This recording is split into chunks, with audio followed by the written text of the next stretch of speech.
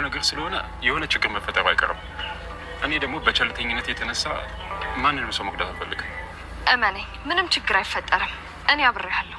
አይ ብትሆኝም ግድ የለሽም። ይሄ ነገር ቢቀርብኝ ነው የሚሻለው። ቆይ ግን ለምንድን ነው ይሄን ያህል መኪና የምትፈራው? የመኪና አደጋ ደርሶብህ ስለነበረ ነው? እኔ እኮ ጭራሽ የመኪና አደጋ እንደደረሰብኝ ማቆም ማስታውሰውም ነገር የለም። እናንተው እኮ ናችሁ የነገራችሁ። ጓደኛዬ ነበር አይደል እንዴ?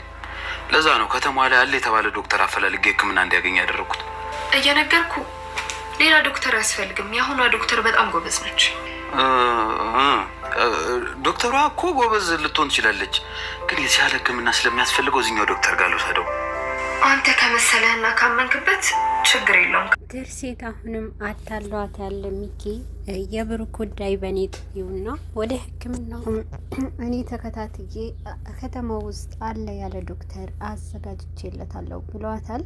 ግን ደግሞ እችኛውም ዶክተር በጣም ጥሩ እና በጣም ጥሩ የሆነች ዶክተር ናት። ስለዚህ የሚያስፈልግ አይደለም ብሏታል። እንደዛ ሳይሆን እኔም እኮ ጓደኛዬ ነው የምወደው ጓደኛዬ ነው በማለት ነበረ።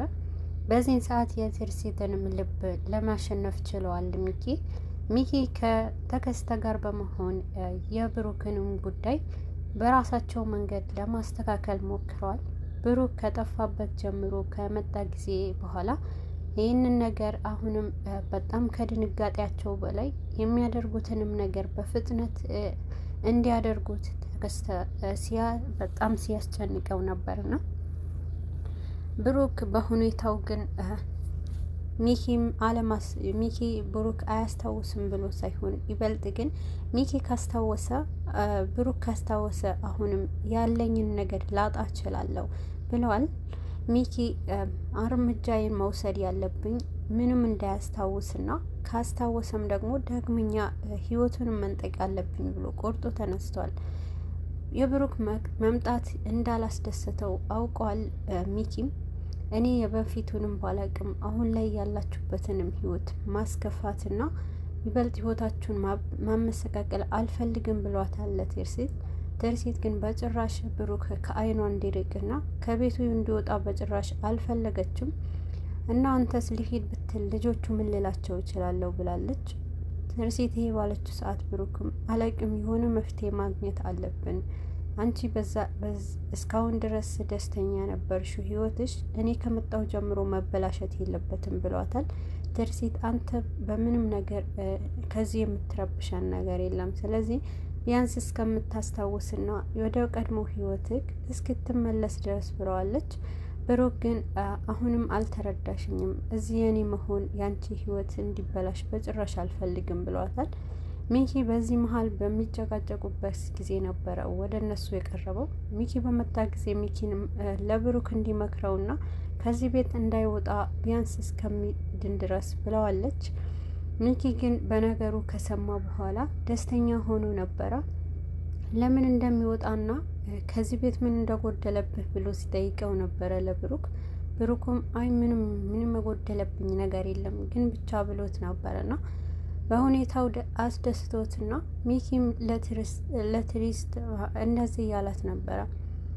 አንቺ ምንም እንዳትጨነቂ፣ በቃ ፍላጎቱን ማክበር አለብን፣ ስለዚህ መሄድ ከፈለገ ይሄድ ብለዋታል። ግን ደግሞ የሚሄድበትን ምክንያት አንደኛዋ አንተ ነክ፣ በአንተ ባህሪ ምክንያት ነው ብለዋለች። በዚህን ጊዜ ይቅርታ ጠይቀውና እሱም ወዴትም አይሄድም ብላለች። ትርሲት ይሄ ባለችው ጊዜ የእሷ ፊልትንም በማስመሰልና ለብሩክ ይቅርታ በቃ ላጠፋሁትን ነገር ብሎት አሁን ደስ አለሽ እያላት ነበረ ለትሪስት።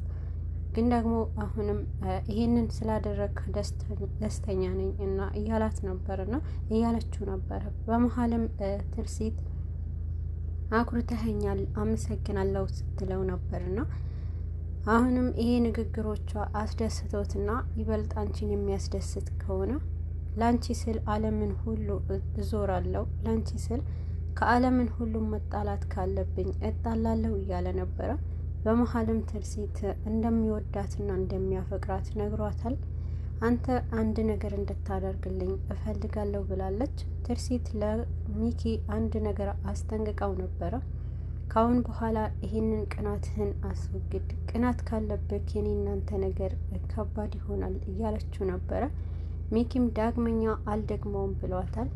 ትዕግስት ግን አሁንም የብሩክ ሁኔታ አስጨንቋትና ከዛ አለማስታወስ እንዲያስታውስ የሚያደርጉት ነገሮች ላይ ትኩረት አድርጋለች። ትኩረታ ሁሉ የብሩክ ማስታወስ ስለነበረ ከመጀመሪያ ጀምሮ ብሩክ ሲሰራቸውና በጣም ትኩረት የሚሰጣቸው ነገሮች ላይ አትኩራለች። ሚኪ ግን አሁንም ከተከስተ ጋር ሆነ ሌላ ሴራ እየጠነሰሱ ነበረ። ተከስተ ግን አሁንም ፈጥነህ ይህ ነገር ካላስቆም በመጨረሻ ያለህንም ታጣለህ ብሎታል። ሚኪ በጭራሽ ለዚህ ንብረት ለዚህ ነገር ስንት እንደደከምኩኝ ታውቃለህ አንተም ብሎታል። በመሀልም እርሱንም ያስወጣው መስሎት ተከስተ ምን አንተ ብቻ እኔም እኮ ደክም ያለው ለዚህ በጣም ብዙ ዋጋ ከፍያለሁ። ስለዚህ ምንም ነገር ከአሁን በኋላ እንዲበላሽ አናደርግም ብለዋል። ሚኪና ተከስተ አሁንም አዲስ ሴራ ውስጥ ገብተዋል። ግን ደግሞ ብሩክ እንዲያስታውስ የሚያውቃቸው ነገሮች ላይ በማድረግ ትኩረት አድርጋለች። ብሩክም እንዲያስታውስ ብዙ ጥናቶች እያደረገች እና ይበልጥ በሂሳብ ውስጥ ገብታለች። ይህ ነገር ስታደርግ የምትጠጣው ነገር አቅርቦላት ነበርና በመሀልም ግን አንገቷ እንዳመማት ስትነቃነቅ አይተዋታል። በዚህን ሰዓት ምን እንደሆነ ሲጠይቃት ነበረ። ትዕግስትም ትንሽ በጣም ስላበዛሁ ነው መሰለኝ ስራውን ትንሽ አሞኛል እያለችው ነበረ። ግን ደግሞ እሱንም ከኋላ መጥቶ እያሻት ነበርና በዚህን ሰዓት ግን ትዕግስት ለብሩክ ምንድነው ግን እጆችህን እንደ ድሮ አይደሉም እያለች ነበረ። በዚህን ሰዓት ግን ብሩኬ እያስታወሰ የሆነ ነገር እንዲያስታውስ ፈልጋ ነበረ። ትዕግስትም እንደዛ አደረገችው። በመጨረሻም ግን ይሄ ነገር ለምን አንተም አትሞክርም ከኔ ጋር ትንሽ ሂሳብ ስራልኝ ብለዋለች። እኔ እኮ በጭራሽ ይሄ ነገር አላቅምና ሰርች የማላቀውን እንዴት ልሰራ እችላለሁ እያላት ነበረ። በዚህን ጊዜ ትዕግስትም ሞክረውና ከዛ በኋላ ትችላለህ ብለዋለች። እኔ የማላቀውን እንዴት እችላለሁ ልልሽ እወዳለሁ ብሏት ነበርና አንተ እኮ ከመጀመሪያ ጀምሮ በጣም ጥሩ ሂሳብ ሰሪ ነበርክና ስለዚህ ሞክረው እያለች ስታደፋፍረው ነበረ። እንዳለችውም ትርሲት አሁንም ብሩክ የሀሳቧን አሳክቶላትና በጣም ስታሞጋግሰው ነበረ። ከመጀመሪያውንም የነሚጡ ቤት የመጀመሪያ የተቀበሉትንም ሰዎች እና ያስጠጉት ሰዎች ጋር ሲሄድ መኪና እንዲነዳ ነግረው ነበረ ትዕግስት። በዚህን ሰዓት ብሩክም እኔ መኪና ነድቼ የማላቀውን እንዴት ነው እችላለሁ ምልሽ እያላት ነበረ። ግን እኮ በጣም ትነዳ ነበርና ስለዚህ ሞክረውና ሲያቅትህን ያለው ከጎንህ ብለዋለች።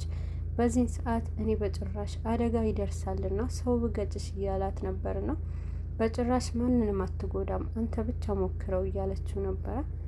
ትዕግስት እንዳነቃቃችውንም ብሩክ አሁንም ዳግመኛ መኪና መንዳቱን ችሎበታል።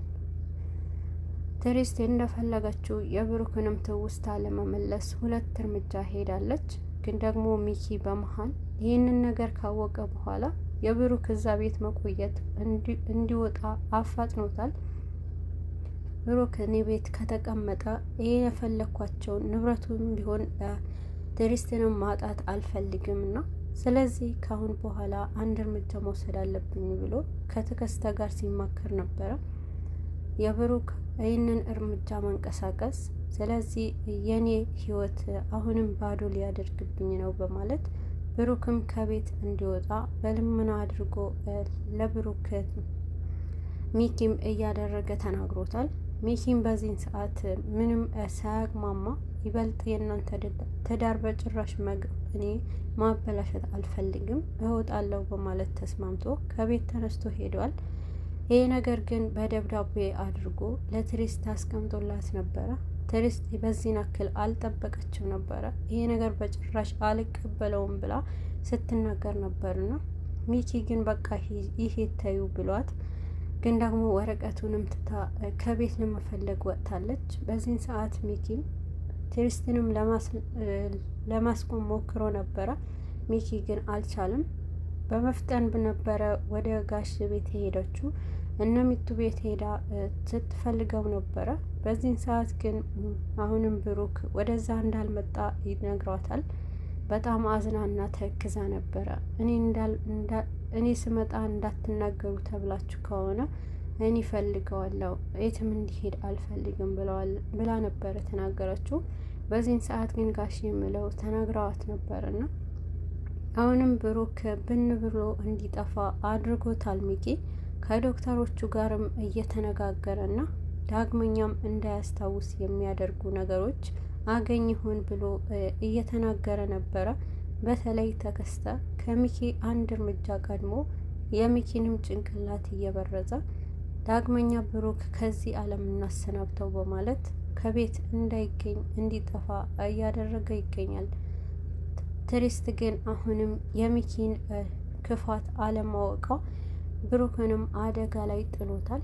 ብሩክ የተናገረውንም የሚኪ ሁኔታዎችንና የሚኪ አስተያየቱንም ስላስፈራው ነበርና